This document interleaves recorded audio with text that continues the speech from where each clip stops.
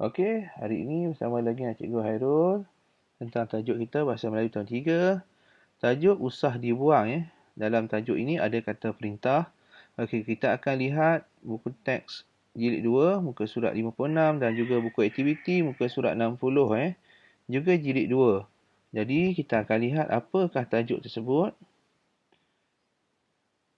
Okey, dalam tajuk usah dibuang, Hanif ke kandang ternakan kambing Pak Longnya. Dia hairan kerana tiada bau hamis di kawasan sekitar. Mengapakah kandang kambing Pak Long tidak berbau seperti kandang kambing yang lain? Oh, Pak Long menggunakan batang jagung untuk menekan ternakan Pak Long. Ambilkan Pak Long tong yang kecil itu. Hati-hati membawanya, jangan terjatuh. Apakah yang ada di dalamnya Pak Long?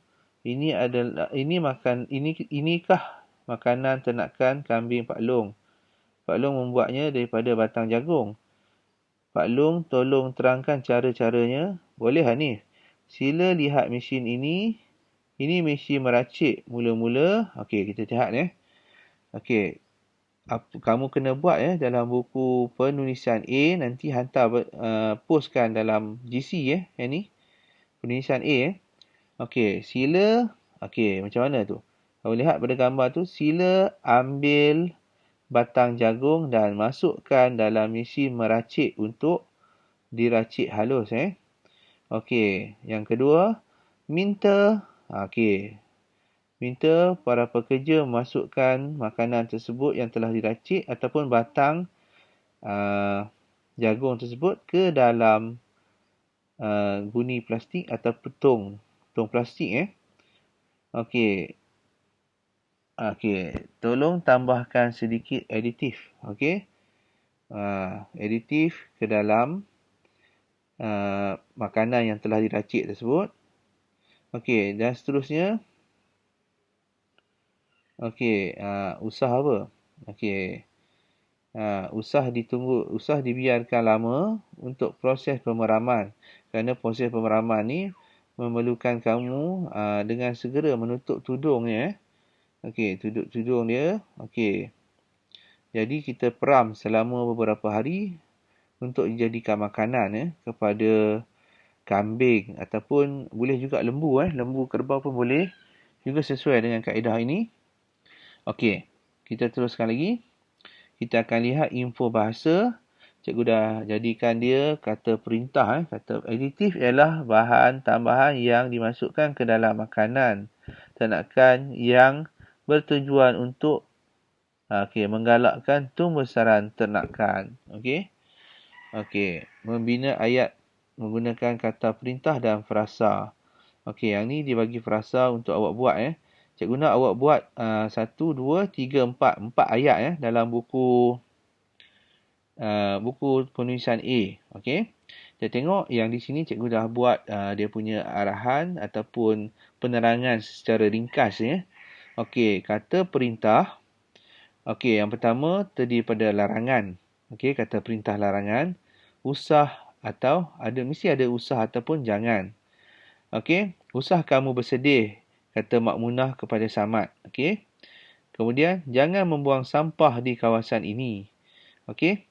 Yang seterusnya, kita tengok permintaan. Kata perintah permintaan lebih tidak terlalu tegas lah. Maksudnya kita minta orang untuk berbuat sesuatu Tolong, ada minta dan harap Okey, tolong siapkan kerja rumah kamu sebelum hari Selasa. Okey, minta semua ibu bapa untuk membawa anak-anak ke Dewan Mutiara. Okey, harap kamu dapat membalas surat yang saya tulis ini. Okey, dan silaan, kata perintah silaan, sila dan jemput. Ni memintalah menjemput orang untuk datang ataupun apa-apa je lah. Okey, sila ke lobi hotel untuk mendaftar. Ataupun sila duduk di atas kerusi ini. Okey, jemput makan semua. Itu maksud dia ayat yang sopan lah. Kita nak minta orang buat tapi dalam keadaan yang lebih sopan santun berbanding dengan larangan. Larangan ni kita tegas. Okey, tak boleh ni. Jangan makan di sini. Contohlah Jangan buang sampah dekat kawasan ini. Okey. Okey. Seterusnya yang ni muka surat 60 buku aktiviti kamu kena lengkapkan dan buat Lengkapkan teks menggunakan kata perintah yang diberikan.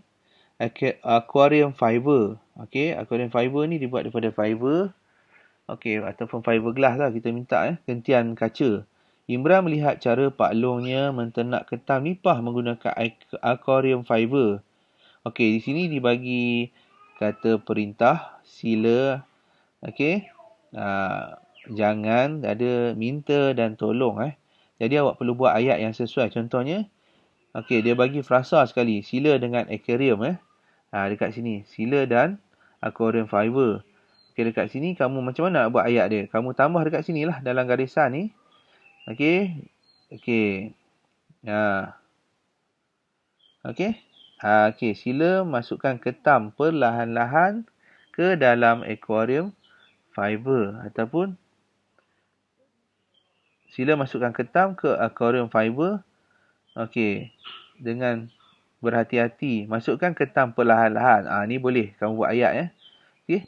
Jangan risau, boleh hidup. Bolehkah ketam ini hidup di dalam air paip, Pak Long? Okey, Pak Long dia kata apa? Jangan risau. Okey, Imran, ketam ini boleh hidup di dalam bekas ini. Bekas ini ada lapisan untuk memastikan air sentiasa bersih.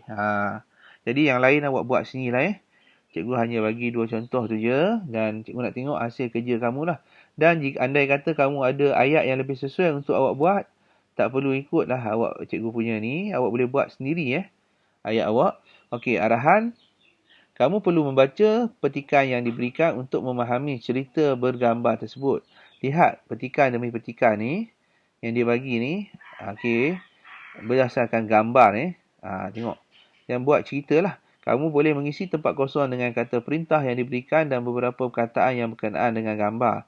Maksud dia kamu isi bukan isi saja yang ni.